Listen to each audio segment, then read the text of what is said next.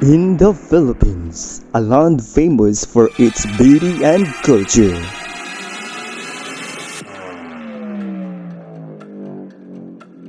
A shadow looms, cast by the haunting statistic of drug addiction.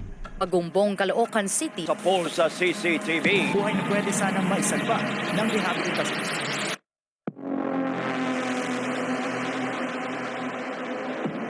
If you have to shoot them dead.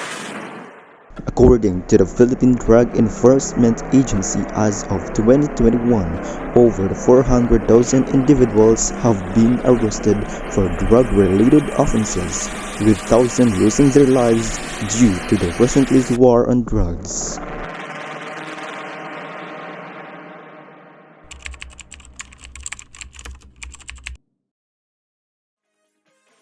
But hidden among these figures is the life story of a gifted Filipino actor who, despite his brilliance, battled a relentless drug addiction and an artist who got caught up in the web of addiction.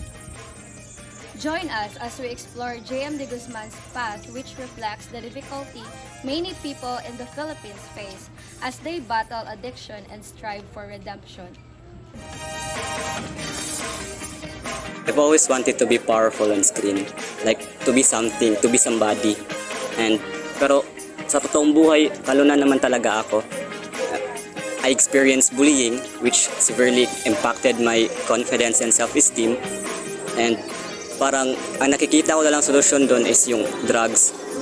Kaya simula nung gumamit ako, parang naramdaman ko na parang kaya kong gawin ang lahat, parang kaya kong kunin ang lahat. It made me feel something. The drugs made me feel something. Pero hindi ko naisip na unti-unti na pala ako nawawala sa sarili ko. Behind the camera, I was suffering from depression, anxiety, and nagha-hallucinate na din ako, hallucinations. The drugs had taken control already.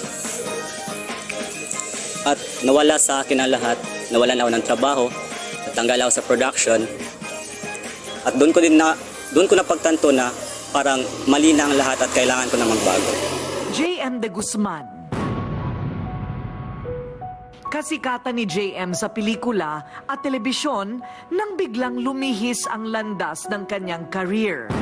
Nalulung daw siya sa drugs. Kailan mo nalaman ng oras na para humingan tulong? Nung time na parang grabe na yung paggamit ko ng drugs, grabe na yung hallucinations ko, parang hindi na ako nabubuhay pag hindi ako nakakagamit. Doon ko nalaman na parang tama na at kailangan ko ng tulong. Kailan mo yun na napagdaanan? What age ka ba doon? Nung bata ako, nung naranasan kong mabuli, tulad na sabi ko, yun na lang yung parang naging paraan para makatakas ako at para maging isang tao na gusto ko. Mabuti kung ganun. Paano ka nagsimula sa pagre-recover mo? Nung time na yung grabe na yung hallucinations ko, parang na-realize ko na talagang walang-wala na ako, parang nasa ilalim na talaga ako. Parang dun, tinext ko na talaga yung lolo ko, sabi ko na kailangan ko na talaga pumasok sa rehab. At paano nakatulong sa iyo ang pag-rehab? Siyempre, nung nag-rehab ako, mga ilang buwan lang nun, parang inisip ko na okay na ako. Parang sinasabi ko na sa sarili ko na okay lang ako, nawala na ako, na okay na ako, hindi na ako parang addict. Tapos nung time na yun, nagsisi ako, kaya bumalik ako sa rehab, magpa-rehab ako ulit. Tapos nung time na talagang nilaan ko na talaga yung oras ko sa pagre-rehab, pagre-recover, is doon nakita ko resulta na nawala na yung depression ko, yung hallucination, hindi na siya grabe. Unti-unti na din siya nawawala. Yung anxiety ko, parang unti-unti na rin nawawala hanggang sa yun, nawala na talaga.